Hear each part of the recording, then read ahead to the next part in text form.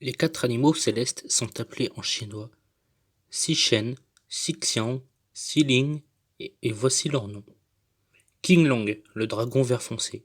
Baihu, le tigre blanc. Tsuke, l'oiseau écarlate également appelé phénix. Xuanwu, le guerrier mystérieux. Tortue serpent. Les quatre animaux célestes sont quatre animaux porte-bonheur de la Chine ancienne. Ces quatre animaux sont des divinités de la mythologie chinoise nées de l'observation du ciel et de la nature, ainsi liées à l'astronomie, au Xiqing, Feng Shui, médecine chinoise. Ces quatre divinités désignent les quatre directions, nord, sud, ouest, est, mais aussi des mouvements d'énergie. C'est pour cela que durant la dynastie des printemps et automnes, 770 à 476 avant Jésus-Christ, ainsi que des royaumes combattants 475 à 221 avant Jésus-Christ, grâce à l'essor de la théorie des 5 mouvements, ces 4 animaux célestes ont été reliés à des mouvements couleurs, un couple d'organes et d'entrailles.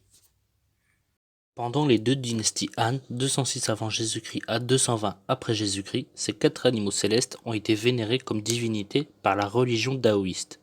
C'est la raison pour laquelle on les appelle aussi les 4 divinités ou les 4 esprits.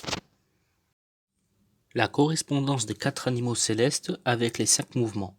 Qinglong, le dragon vert foncé, représente le bois. Baihu, le tigre blanc, représente le métal.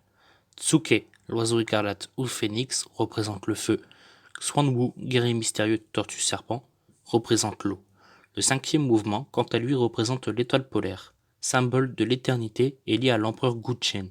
Tout cela est symbolisé par le yin-yang du taiji. On retrouve les 4 animaux célestes dans plusieurs domaines de la culture chinoise. Tous sont reliés par le symbole yin-yang du taiji.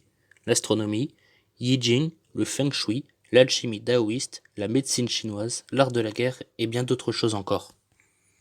L'autre manifestation des 4 animaux célestes dans la Chine ancienne était dans l'armée pendant la dynastie des royaumes combattants.